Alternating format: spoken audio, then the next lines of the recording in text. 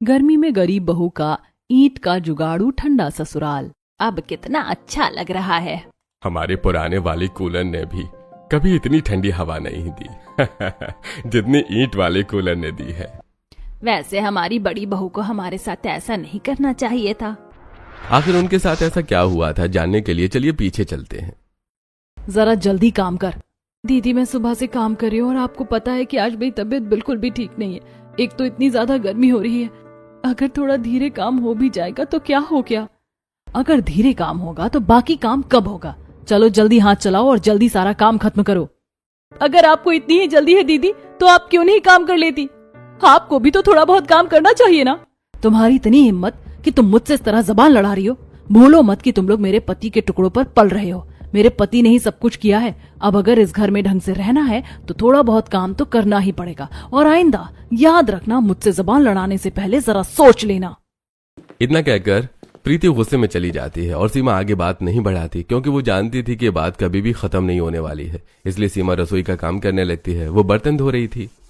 बेहतर है कि मैं चुप रहकर ही काम कर लूं, तभी ठीक रहेगा, वरना सब खराब हो सकता है। अभी मेरी शादी को 1 महीना भी नहीं हुआ, वरना सब बातें बना देंगे कि मेरे आते ही घर अलग हो गया। एक तरफ सीमा जो चुपचाप सब बर्दाश्त कर रही थी और वहीं दूसरी तरफ प्रीति बहुत ही ज्यादा खड़ूस और घर के सारे काम सीमा से ही करवाती थी। एक दिन प्रीति बाहर से फालूदा और आइसक्रीम लेकर आती है और छुपकर अपने कमरे में अपने बेटे के साथ खाने लगती है। चल अब जल्दी खा ले, अगर किसी ने देख ली ना तो उन्हें भी देना पड़ेगा। लेकिन मम्मी दादी को भी आइसक्रीम खाने का बड़ा मन कर रहा था, तो हमें उन्हें भी आइसक्रीम दे देनी चाहिए।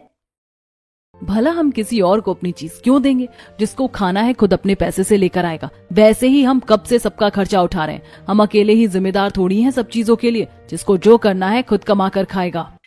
वहीं दूसरी तरफ शाम को जब रजत परेशान होकर घर वापस आता है, वो अपने कमरे के बाथरूम में नहाकर कमरे में उदास होकर बैठा था। सीमा उसे कोल्ड कॉफी देती है। क्या बात है, आप इतने परेशान क्यों लग रहे हैं। बस मैं तुम्हें क्या बताऊं, इतनी जगह इंटरव्यू दिया है लेकिन कहीं पर भी जॉब नहीं मिल रही है। फ्रेशर हूं, कोई भी अभी हायर करने को तैयार ही नहीं है। आजकल मार्केट में कंपटीशन भी तो बहुत ज्यादा है। बिल्कुल सही कहा आपने। कोई बात नहीं जी, इतना मत सोचिए, सब ठीक हो जाएगा। आप कहें तो मैं जॉब कर लूं? नहीं, मेरे होते हुए तुम्हें परेशान होने की जरूरत नहीं है। कुछ ही टाइम का स्ट्रगल है, एक बार फिर जॉब मिल गई तो सब ठीक हो जाएगा। अब रात को सब साथ में बैठकर खाना खाते हैं।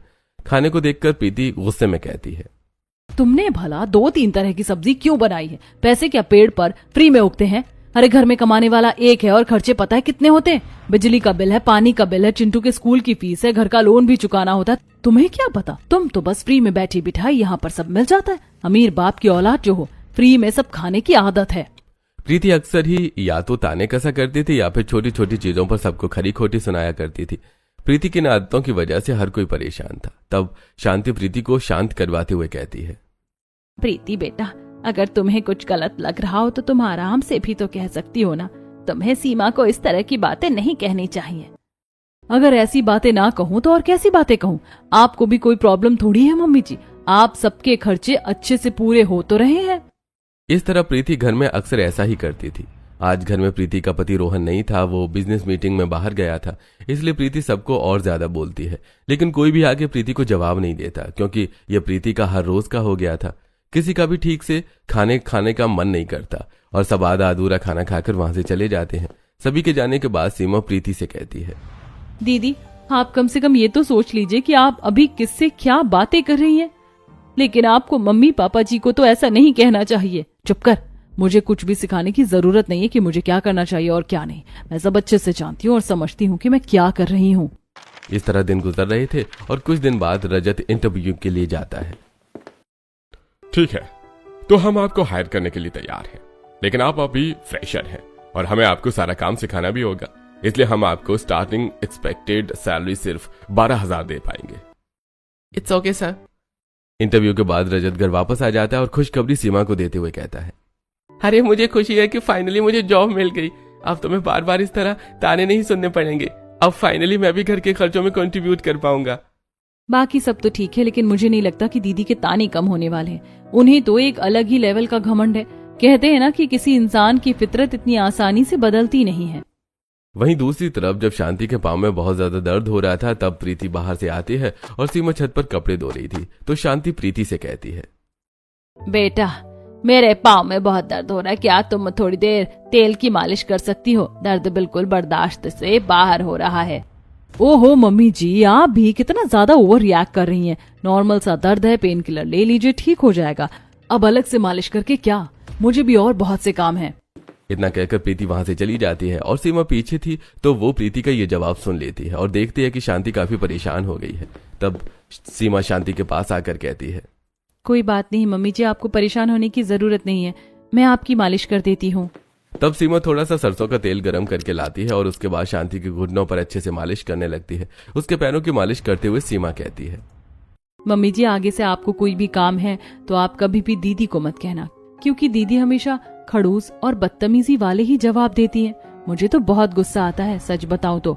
आगे से आपको भी जो काम है आप सीधा मुझे कह देना, मैं आपका सारा काम कर दूंगी। सच में बेटा, मैं धन्य हो गई तेरे जैसी बहू पाकर। अगर मेरी जिंदगी में सिर्फ बड़ी बहू की तरह छोटी बहू भी उसके जैसी ही आ जाती तो मेरी जिंदगी तो बिल्कुल ही नरक हो जाती। ये हमेशा से ही एकदम खड़ूस थी। शुरुआत में जब रोहन यहाँ रहता था तब इसकी इतनी हिम्मत नहीं थी कि ये हमें इतना कुछ कह सके, लेकिन इंसान की एक्टिविटी और सारी चीजों से पता चल जाता है कि वो क्या चाहता है। रोहन के जाने के बाद तो इसके और पर खुल गए हैं। अब तो ये किसी को कुछ नहीं समझती। मुझे तो ऐसा लगता है कि भाभी चाहती ही नहीं है कि हम उनके साथ उनके घर में रहें। मेरे भी घर वालों ने मुझे बेदखल कर दिया। उन्हें मेरी और रजत जी की शादी बिल्कुल भी मंजूर नहीं। कोई बात नहीं बेटा, माँ बाप का गुस्सा तो कुछ समय का होता है। मुझे उम्मीद है कि अगर तुम उन्हें मनाओगी तो वो जरूर तुम्हारी बात मान जाएंगे और तुम्हें वापस अपना लेंगे। उम्मीद है मम्मी जी की ऐसा हो जाए। 1 महीना हो गया उनसे बात नहीं की और ना ही उनसे मिलना हुआ है। मुझे उनकी बड़ी चिंता सताती है। वहीं दूसरी तरफ सीमा के मायके में, अजय क्या हमें एक बार अपनी बेटी से बात कर लेनी चाहिए? मुझे तो चिंता रहती कि पता नहीं कैसी होगी। अरे जैसी भी होगी, हमें उससे क्या लेना देना है? उसने हमारी बात नहीं मानी और अपनी मर्जी से जाकर शादी कर ली। हमारा पूरा स्टैंडर्ड खराब कर दिया। अब जो भी होगा, जैसा भी होगा, उसे खुद देखना होगा। वहीं दूसरी तरफ प्रीति घर का कोई काम नहीं करती और सीमा घर का सारा काम करती थी। कुछ दिन ऑफिस में काम करने के बाद एक दिन रजत काम से उदास होकर आता है। माफ करना, लेकिन मैंने काम छोड़ दिया है। लेकिन आपने ऐसा क्यों किया? एक तो मुझे इतने कम पैसे मिल रहे थे, ऊपर से उन्होंने मेरा जीना हराम कर दिया था। बड़ी मुसीबत हो रही थी। इतना ज्यादा काम करवाते हैं और ऊपर से इतना टॉक्सिक एनवायरनमेंट था कि मेरा वहां पर काम करने का बिल्कुल भी मन नहीं कर रहा था। कोई बात नहीं, आपको इतना परेशान होने की जरूरत नहीं है। हम दोबारा कहीं और काम देख लेंगे। दोनों सोने के लिए लेट जाते हैं, लेकिन रात को दोनों को बहुत गर्मी लग रही थी। हमारे कमरे में तो ये पंखा ही बस बड़ी मुश्किल से चल रहा है। मैंने सोचा था कि काम करूंगा तो सबसे पहले अपने कमरे में कूलर या एसी लगवा लूंगा, लेकिन मैंने तो पहले ही काम छोड़ दिया। कोई बात नहीं, कहीं दोबारा अच्छी जगह काम मिल जाएगा तो लगवा लेंगे, लेकिन उससे पहले हमें मम्मी जी और पापा जी के कमरे में लगवाना है, क्योंकि उनके कमरे में बहुत पुराना कूलर है।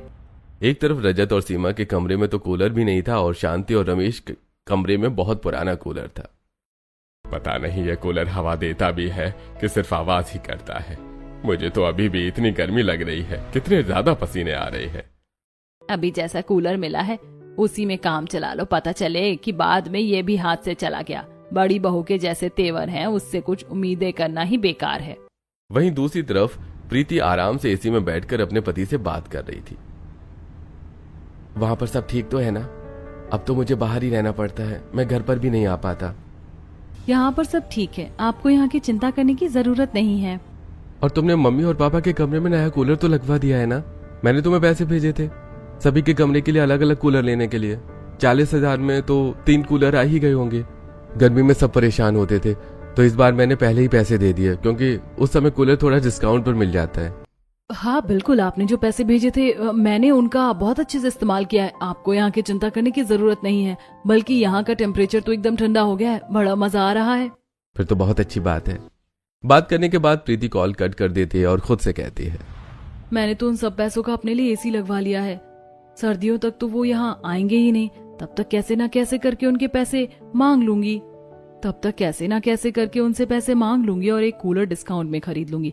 लेकिन कैसे भी करके सीमा और रजत अगर इस घर में चले जाते हैं तो मजा आ जाएगा। वैसे भी उन दोनों को इस घर में देखकर मुझे बड़ा गुस्सा आता है, क्योंकि इस घर को बनाने में सिर्फ मेरे पति की कमाई है। कल को हिस्सा मांग सकते हैं। अब प्रीति को तो लड़ाई का मौका चाहिए था और रजत के काम छोड़ने वाली बात जैसी प्रीति को पता चलती है तो वो फिर से उन दोनों को सुनाने लगती है। मतलब तुम दोनों को सब कुछ इतना आसान लगता है क्या? मुझे तो लगता है रजत तुम्हें फ्री में बैठकर खाने की आदत हो गई, तुम्हारा काम करने का मन ही नहीं करता, तभी तो तुमने इतनी आसानी से मिली हुई नौकरी को इतनी आसानी से छोड़ दिया।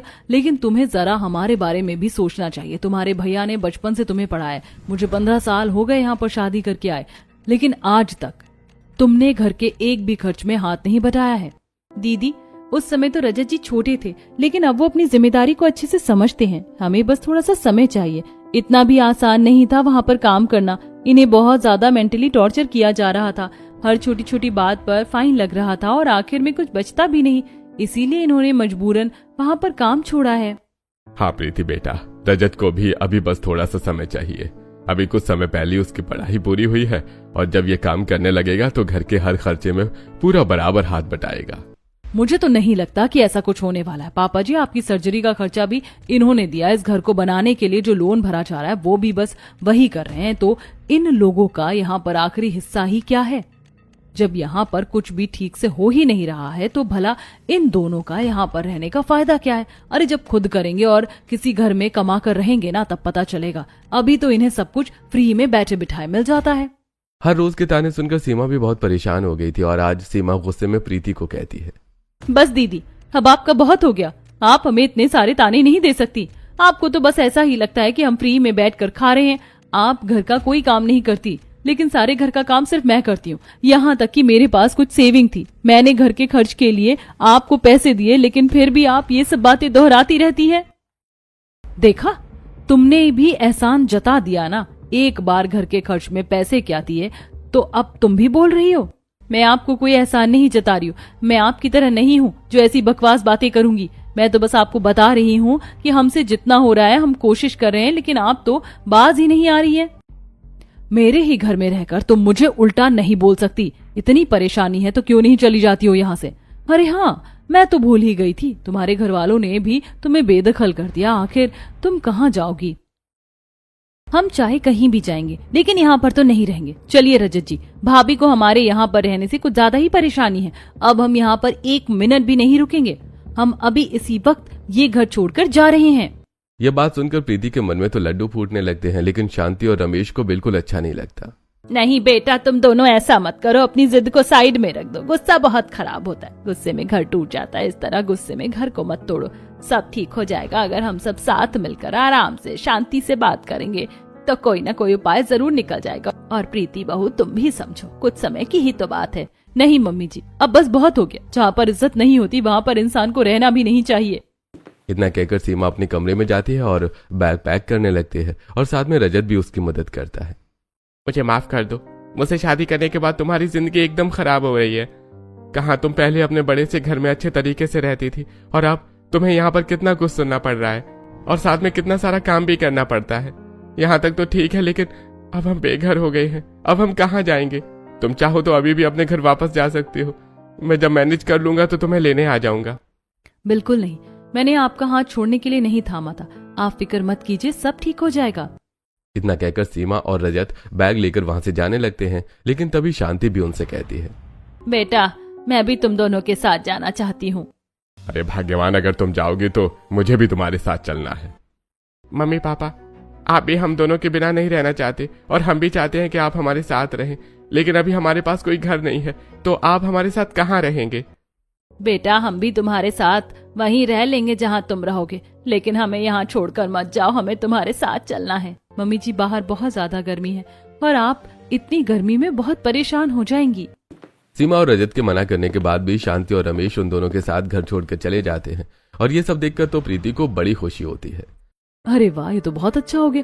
एक तीर से 2 निशाने लग गए। सबने ही घर छोड़ दिया है। अब मजा आएगा। कल को जब मेरे पति देव आएंगे तब उन्हें तो मैं अपने आप मगरमच्छ के आंसू दिखाकर कुछ भी कहानी बना दूंगी। फिलहाल अपनी आजादी एंजॉय कर लेती हूँ। एक तरफ प्रीति बहुत खुश हो रही थी और वहीं दूसरी तरफ रजत, सीमा, शांति और रमेश चारों गर्मी से परेशान होकर पैदल चलते हुए आगे बढ़ते जा रहे थे। हम सब आ तो गए हैं, लेकिन अब हम जाएंगे कहाँ? चिंता मत करो, मेरा एक दोस्त है, वो हमें कोई घर किराए पर दिलवा देगा। वहां चलते हैं। रजत ने अपने दोस्त को कॉल किया और उसका दोस्त उनके पास आ जाता है। अरे मेरे दोस्त, अगर तू मुझे पहले कॉल करता तो मैं पहले ही कमरा तैयार रखता। अब तू कहाँ? भाभी और अंकल आंटी को भी गर्मी में चलवा कर परेशान कर रहा है।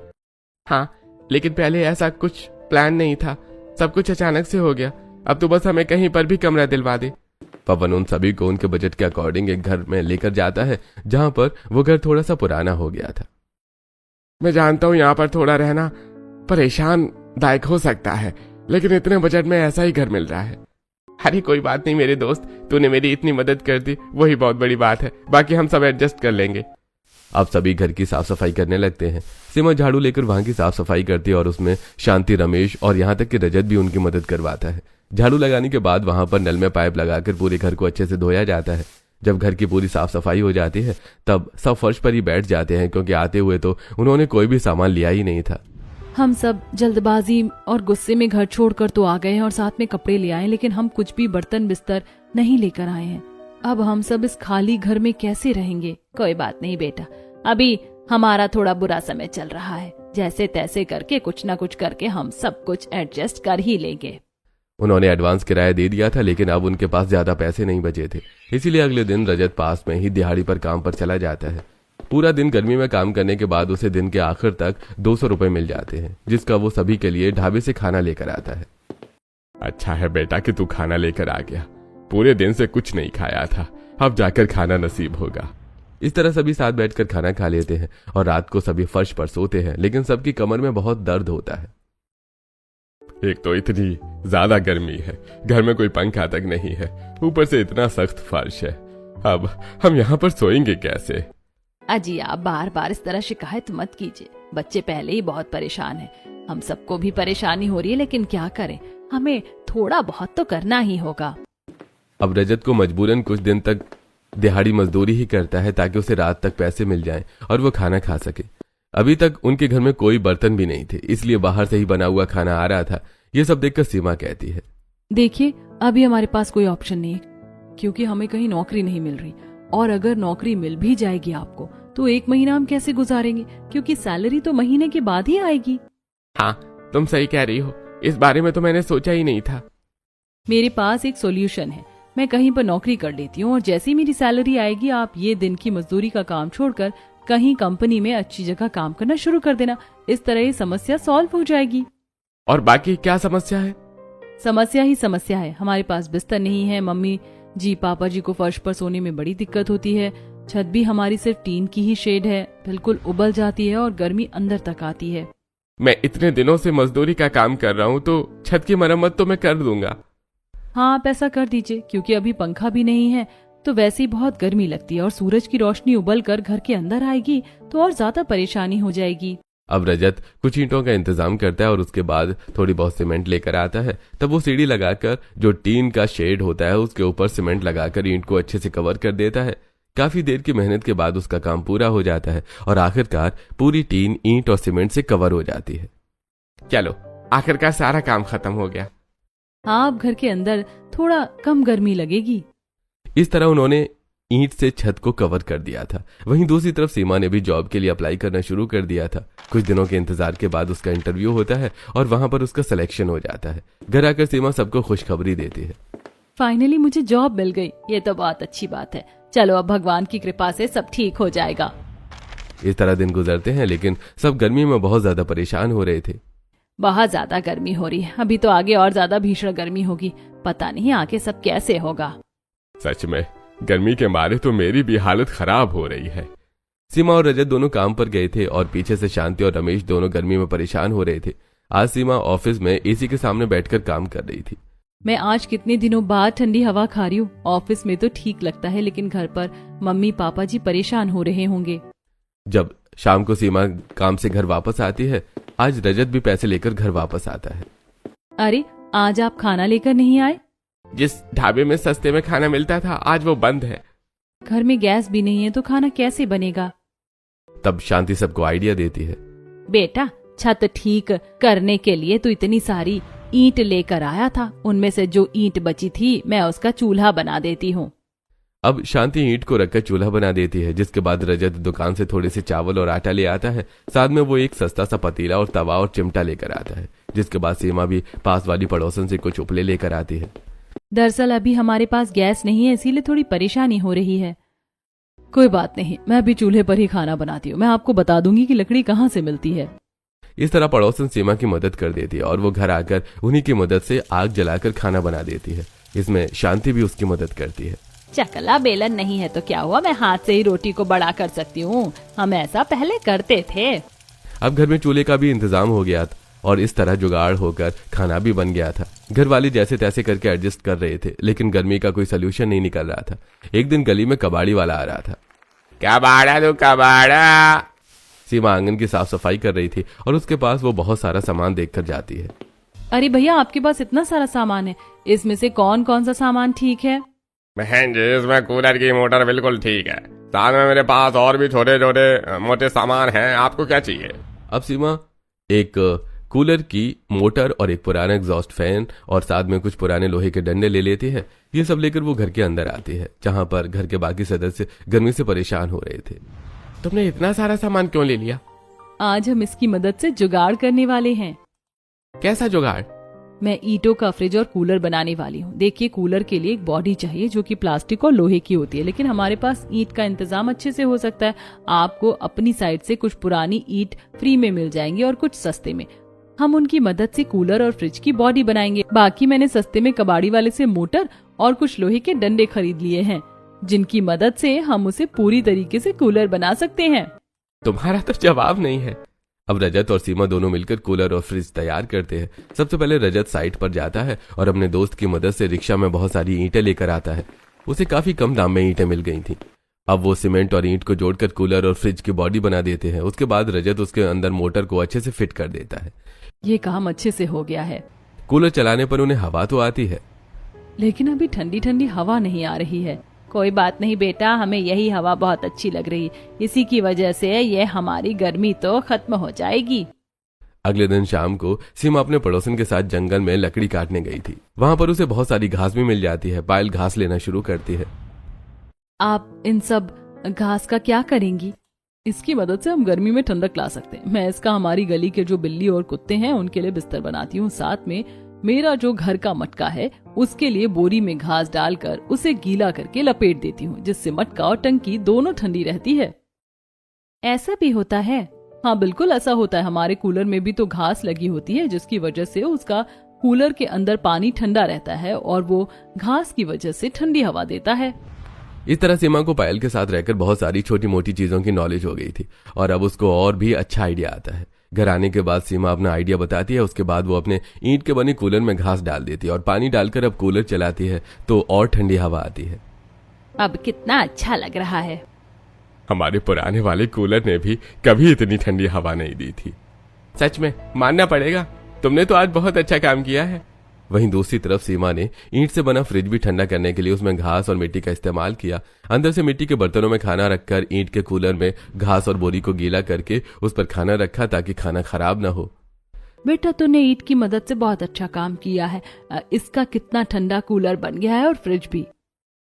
अभी तो मुझे आप लोगों के लिए एक और अच्छी चीज बनानी है। आप दोनों थोड़ी देर बाहर टहल कर आइए। आप दोनों के लिए एक सरप्राइज है। सीमा शांति और रमेश को घर के बाहर भेज देती है। उसके बाद सीमा और रजत दोनों ईंट का बिस्तर बनाते हैं। उन्होंने बहुत सारी ईंट को इकट्ठा करके उनका बिस्तर बनाया और उसके बाद उन्हें गीला कर दिया। चलो अब हम जल्दी जल्दी बोरी में घास डालकर नरम गद्दे बना देते हैं। उसके बाद ईंट के बिस्तर पर घास और बोरी के नरम बिस्तर लगा दिए। थोड़ी देर बाद शांति और रमेश वहां आते हैं और उस पर बैठते हैं तो उन्हें बहुत अच्छा लगता है। बेटा, हमें बहुत खुशी है कि तूने ऐसी बहू को चुना। गरीबी में भी इसने हमारा साथ नहीं छोड़ा और इतना अच्छा जुगाड़ करके हमें सारे आराम देने की कोशिश की है। बिल्कुल, मुझे भी बहुत खुशी है कि तुम मेरी पत्नी हो। अब वहीं दूसरी तरफ रजत शाम को ईंट की बनी हुई छत पर पानी डाल देता है ताकि वहां ठंडक रह सके। वहीं दूसरी तरफ आज सभी ईंट के बिस्तर पर आराम से सो रहे थे और साथ में सामने ईंट का बना कूलर चल रहा था, जिसकी वजह से आज सब बड़े अच्छे से सो रहे थे। वहीं दूसरी तरफ जब रोहन घर वापस आता है। अरे चुप करो, मैं नहीं मान सकता कि मेरे घर वाले खुद अपनी मर्जी से सब छोड़कर गए हैं। और अगर गए हैं तो तुमने जरूर कुछ किया होगा। तुमने अपने कमरे में एसी लगाया है और बाकी के कूलर मुझे पूरे घर में नहीं दिख रहे हैं। अच्छा हुआ कि मैं बिना बताए सरप्राइज देने के लिए आ गया। ऐसा नहीं है। ऐसा ही है। मैं अपने घर वालों से बात करूंगा और अगर मुझे तुम्हारी गलती मिली तो मैं तुम्हें हमेशा के लिए छोड़ दूंगा। वहीं रोहन को भी जब सच पता चल रहा था और दूसरी तरफ एक महीना तो सबने गर्मी में बहुत परेशानी से बिताया, लेकिन जब सीमा की सैलरी आई तब रजत भी अपना मजदूरी वाला काम छोड़ देता है और कंपनी में इंटरव्यू देता है और उसे भी एक कंपनी में जॉब मिल जाती है। अब सीमा और रजत दोनों मिलकर जैसे तैसे करके दिन गुजार रहे थे।